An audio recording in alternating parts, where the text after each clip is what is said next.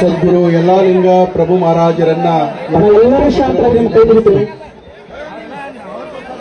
ಸಕಲ ಜೀವಾತ್ಮರಿಗೆ ಲೇಸನ್ನೆ ಬಯಸಿದ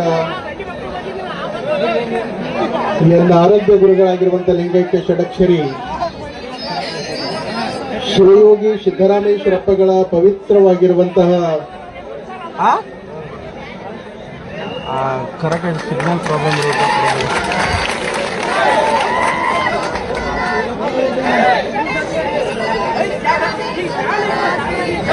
ಪದ್ಮಪಾದಕ್ಕೆ ಅನಂತ ಕೋಟಿ ಭಕ್ತಿಯ ಪ್ರಣಾಮಗಳನ್ನ ಸಮರ್ಪಿಸಿ ಇಂದು ಗುರುದಾಪುರ ಕ್ರಾಸ್ನಲ್ಲಿ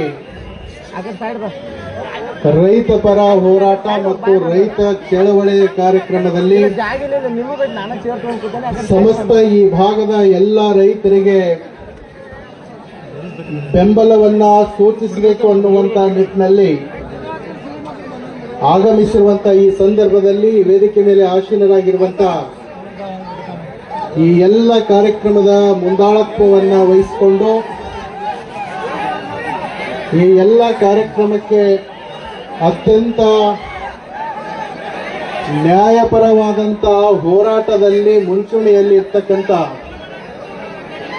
ಯುವ ಸನ್ಯಾಸಿಗಳು ಆತ್ಮೀಯ ಪೂಜ್ಯರಾದ ಪೂಜ್ಯ ಶಶಿಕಾಂತ್ ಗುರೂಜಿ ಅವರಲ್ಲಿ, ಚಿನ್ನಪ್ಪ ಪೂಜಾರಿ ಅವರಲ್ಲಿ, ಅನೇಕ ಎಲ್ಲ ರೈತ ಮುಖಂಡರಲ್ಲಿ, ಈ ಸಮಾರಂಭದಲ್ಲಿ ಭಾಗವಹಿಸಿರುವಂತಹ ಚಿಲಮಗಿರಿಯ ಮಹಾಮಠದ ಪೂಜ್ಯರಾಗಿರುವಂತಹ ವೀರಮಾಂತ ಶಿವಾಚಾರ್ಯ ಮಹಾಸ್ವಾಮಿಗಳಲ್ಲಿ, ಈ ಸಮಾರಂಭದಲ್ಲಿ ನಮ್ಮ ಗೋವಿಂದ್ ಕಾರಜೋಳ ಅವರ ಸುಪುತ್ರರಾಗಿರುವಂತಹ ಉಮೇಶ್ ಕಾರಜೋಳ ಅವರು ಕೂಡ ಆಗಮಿಸಿದ್ದಾರೆ. ಈ ವೇದಿಕೆ ಮೇಲೆ ಆಸೀನರಾಗಿರುವಂತಹ ಎಲ್ಲ ಪೂಜ್ಯರಲ್ಲಿ, ಎಲ್ಲ ಗಣ್ಯರಲ್ಲಿ ಇವತ್ತಿನ ಈ ಕಾರ್ಯಕ್ರಮದಲ್ಲಿ ನೇರ ಪ್ರಸಾರವನ್ನ, ಈ ಹೋರಾಟವನ್ನ ಇಡೀ ರಾಜ್ಯದಾದ್ಯಂತ ಎಲ್ಲ ಮನೆ ಮನೆಗಳಿಗೂ ಮುಟ್ಟಿಸುವಂತ ಪ್ರಾಮಾಣಿಕ ಪ್ರಯತ್ನವನ್ನ ಮಾಡಿರುವಂತ ಎಲ್ಲ ನಮ್ಮ ಪತ್ರಿಕಾ ಬಳಗದವರಲ್ಲಿ, ಎಲ್ಲ ಪೊಲೀಸ್ ಅಧಿಕಾರಿಗಳಲ್ಲಿ ಈ ಸಮಾರಂಭದಲ್ಲಿ ಅತ್ಯಂತ ನಿಸ್ವಾರ್ಥ ಭಾವನೆಯಿಂದ ಪಾಲ್ಗೊಂಡಿರುವಂತ ಪೂಜ್ಯ ಎಲ್ಲ ರೈತ ತಂದೆ ತಾಯಿಗಳೇ, ನಿಮ್ಮೆಲ್ಲರಿಗೂ ಅನಂತ ಶರಣಾರ್ಥಿ.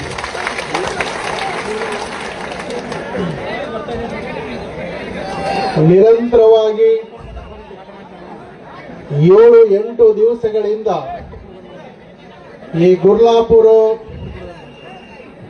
ಕ್ರಾಸ್ನಲ್ಲಿ ನಡೆದಂತ ರೈತ ಪರ ಹೋರಾಟ ಮತ್ತು ರೈತ ಚಳವಳಿ ಏನು ಅಭೂತಪೂರ್ವಕವಾಗಿರುವಂತ ಈ ರೈತರ ಸಂಖ್ಯೆ ಇವತ್ತು ಇಲ್ಲಿ ಆಗಮಿಸಿರುವಂತಹ ಸಂದರ್ಭದಲ್ಲಿ ರೈತರು ಎಲ್ಲಾ ಮೂಲೆ ಮೂಲೆಯಿಂದ ಹರಿದು ಬರತಕ್ಕಂತ ಒಂದು ಸನ್ನಿವೇಶವನ್ನ ನೋಡಿದ್ರೆ ಇವತ್ತು ಈ ರೈತ ಹೋರಾಟದಲ್ಲಿದೆಯೋ ಏನು ಪಂಡ್ರಾಪುರದ ಜಾತ್ರೆಯಲ್ಲಿದೆಯೋ ಅನ್ನುವಂತ ಭಾವನೆಯಲ್ಲಿ ಲಕ್ಷ ಜನ ಇವತ್ತು ಈ ಹೋರಾಟದಲ್ಲಿ ಸ್ವಯಂ ಪ್ರೇರಣೆಯಿಂದ ಪಾಲ್ಗೊಳ್ತಕ್ಕಂಥದ್ದು ನೋಡಿದಾಗ ನಿಜವಾಗಿ ಕೂಡ ನಮ್ಮ ರೈತರಿಗೆ ಎಷ್ಟು ಅನ್ಯಾಯ ಆಗಿದೆ ಅನ್ನುವಂಥದ್ದು ಬಹಳ ಸ್ಪಷ್ಟವಾಗಿ ಕಾಣಿಸ್ತದೆ. ಹಾಗಾಗಿ ಇವತ್ತು ರೈತರು ಇಡೀ 12 ತಿಂಗಳ ಹೊಲದಲ್ಲಿ ದುಡಿದು ಬಿತ್ತಿ ಬೆಳೆದು ಆ ಕಬ್ಬಿಗೆ ನಮಗೆ ಪೂರಕವಾದಂತ ಬೆಲೆಯನ್ನ ಕೊಡ್ರಿ ಅನ್ನುವಂತ ಹೋರಾಟ ಬಹುಶಃ ನನಗನಿಸ್ತದೆ ಈ 8 ದಿವಸಗಳ ಪರ್ಯಂತರ ಏನು ನಡೆದಿದೆ, ಈ 8 ದಿವಸಗಳ ದೀರ್ಘವಾದಂತ ಅವಧಿ ಈ ಹೋರಾಟ ನಡೀಬಾರ್ದಾಗಿತ್ತು ಅನ್ನುವಂಥದ್ದು ನನ್ನ ವಿಚಾರ. ಯಾಕಂದ್ರೆ ಇವತ್ತು ರಾಜ್ಯ ಸರ್ಕಾರ ಆಗಿರ್ಬೋದು, ಕಾರ್ಖಾನೆಯ ಮಾಲೀಕರಾಗಿರ್ಬೋದು, ಇವತ್ತು ಈ ರೈತರು ಬಿಸಿಲಲ್ಲಿ, ಮಳೆಯಲ್ಲಿ, ಚಳಿಯಲ್ಲಿ ರೋಡ್ ಮೇಲೆ ಮಲಗಿ ತಮ್ಮ ಒಂದು ನ್ಯಾಯವನ್ನ ಕೇಳ್ತಕ್ಕಂಥ ಸಂದರ್ಭದಲ್ಲಿ ಇವತ್ತು ಯಾರು ಕೂಡ ಕಣ್ ತೆರೆದು ನೋಡ್ತಾ ಇಲ್ಲ ಅನ್ನುವಂಥದ್ದೇ ಬಹುಶಃ ಬಹಳ ದೊಡ್ಡ ದುರಂತ ಅಂತ ನಾನು ಹೇಳ್ತೇನೆ. ಹಾಗಾಗಿ ಇವತ್ತು ಮುಗುಳುಕೋಡು ಮಠದಿಂದ ಸುಮಾರು 3-4 ಸಾವಿರ ಭಕ್ತರು, ರೈತ ಭಕ್ತರು ಎಲ್ಲರೂ ಸೇರ್ಕೊಂಡು ಇವತ್ತು ನಾವು ಗುರ್ಲಾಪುರ ಕ್ರಾಸ್ನಲ್ಲಿ ನಿಮ್ಮೆಲ್ಲರಿಗೂ ಒಂದು ಬೆಂಬಲವನ್ನ ಕೊಡಬೇಕು. ಮುಗುಳುಕೋಡು ಮಠದ ಆಶೀರ್ವಾದದ ಶ್ರೀರಕ್ಷೆ ಸಮಸ್ತ ಈ ರೈತ ಕುಲಕೋಟಿಗೆ ಇರಬೇಕು ಅನ್ನುವಂತ ಕಾರಣದಿಂದ ಇವತ್ತು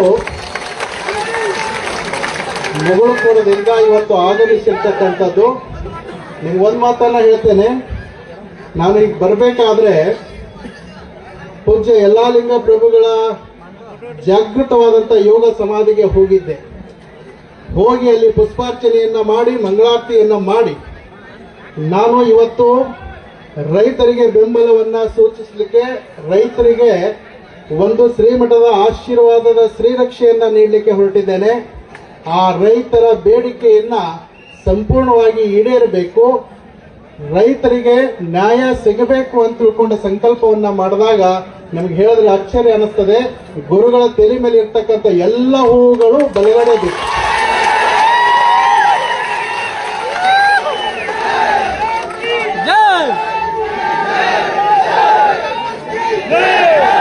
ಅವಾಗ ನಾನು ಅನ್ಕೊಂಡಿರುವಂಥದ್ದು, ನಮ್ಮ ಭಾಗದ ಎಲ್ಲ ರೈತರಿಗೆ ಸರ್ಕಾರ ಮತ್ತು ಸಕ್ಕರೆ ಕಾರ್ಖಾನೆಯ ಮಾಲೀಕರು ಅವರಿಗೆ ನ್ಯಾಯ ಕೊಡದೇ ಇದ್ರು ಕೂಡ ಯಲ್ಲಾಲಿಂಗ ಪ್ರಭುಗಳು ಅವರಿಗೆ ಗಟ್ಟಿಯಾದಂತ ನ್ಯಾಯ ಕೊಟ್ಟೇ ಕೊಡ್ತಾರೆ ಅನ್ನುವಂತ ಆತ್ಮವಿಶ್ವಾಸ.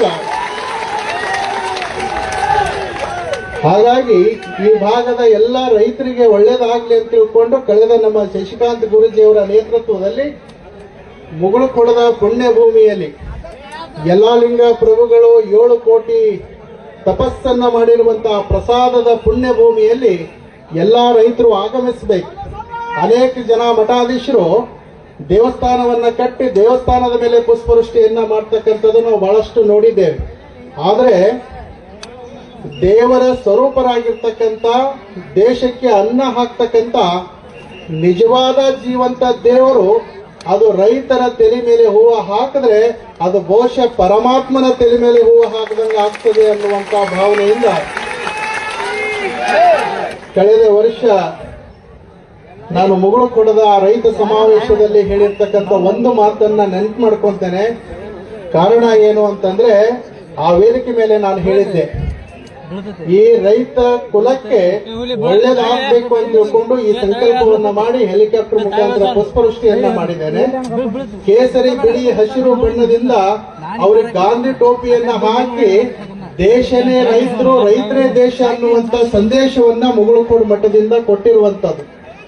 ಅಂದಿನ ಸಂದರ್ಭದಲ್ಲಿ ನಾನು ಒಂದು ಮಾತನ್ನ ಹೇಳಿದ್ದೆ, ರೈತರ ಸುಖದ ಜೀವನದಲ್ಲಿ ನಾವು ಇರ್ತೇವೋ ಇಲ್ಲೋ ಗೊತ್ತಿಲ್ಲ, ಆದ್ರೆ ನಿಮ್ಮ ಕಷ್ಟದ ಜೀವನದಲ್ಲಿ ಮುಗುಳುಕೋಡು ಮಠ ನಿಮ್ಮ ಜೊತೆಗಿರ್ತದೆ ಅನ್ನುವಂತ ಮಾತನ್ನ ಹೇಳಿದೆ. ಸಂತೋಷದಲ್ಲಿ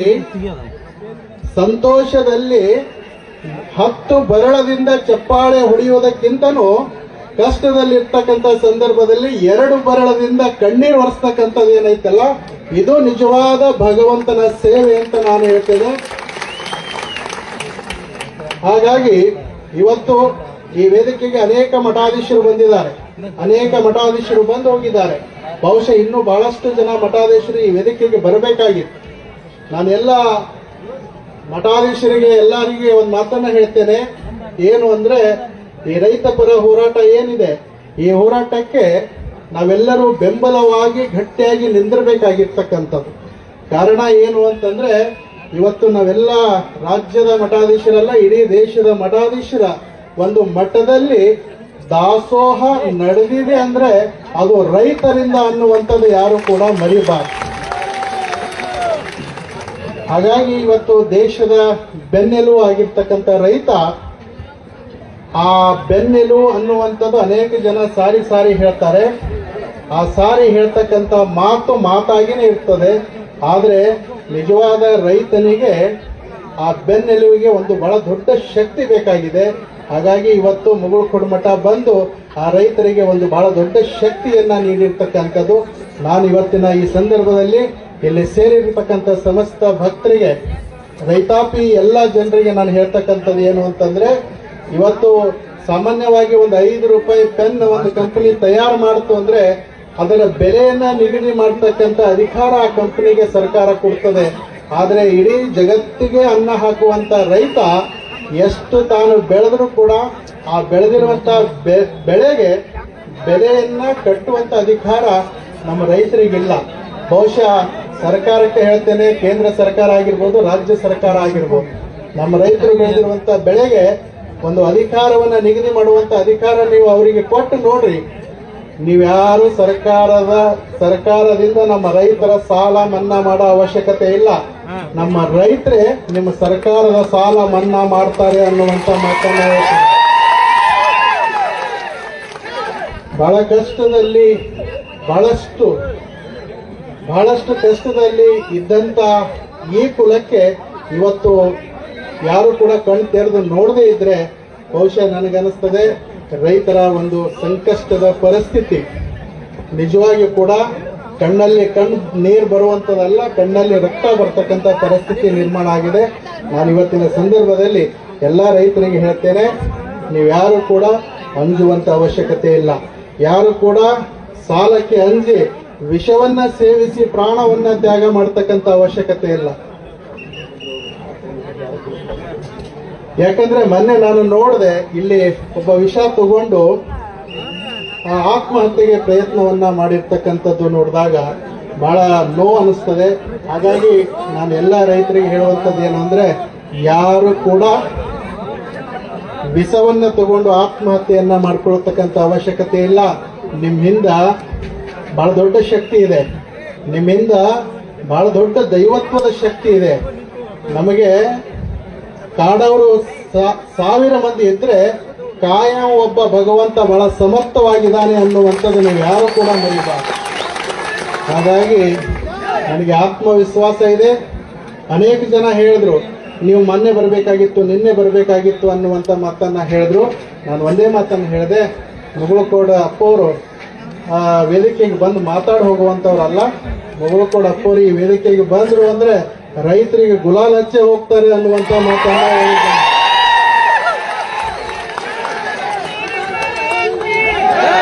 ಅಂದ್ರೆ ರೈತರಿಗೆ ನ್ಯಾಯ ಕೊಟ್ಟು ರೈತರ ಆತ್ಮತೃಪ್ತಿಯನ್ನ ಮಾಡಿ ಹೋಗ್ತಾರೆ ಅನ್ನುವಂಥ ಮಾತನ್ನ ಹೇಳಿದ್ದೆ.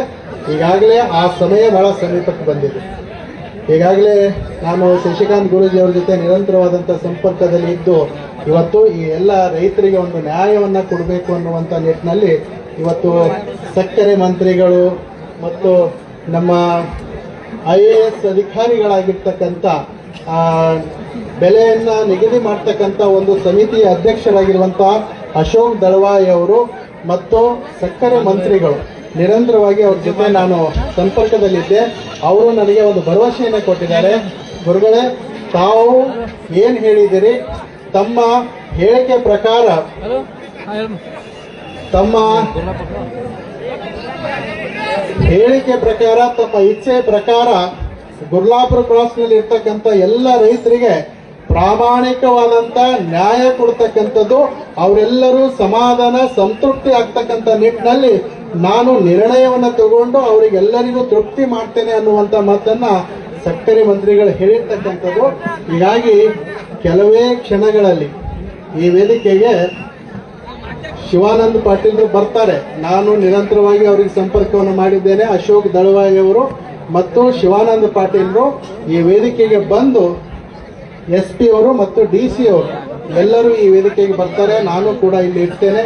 ಅವರು ನಾವು ಎಲ್ಲರೂ ಗುರೂಜಿಯವರು ನಾವೆಲ್ಲರೂ ಸೇರ್ಕೊಂಡು ನಿಮಗೆ 100ಕ್ಕೆ 100 ಪ್ರಾಮಾಣಿಕವಾದಂತ ನ್ಯಾಯವನ್ನ ಕೊಡಿಸ್ತಕ್ಕಂಥ ಜವಾಬ್ದಾರಿ ನಮ್ಮದಿದೆ ಅನ್ನುವಂಥ ಮಾತನ್ನು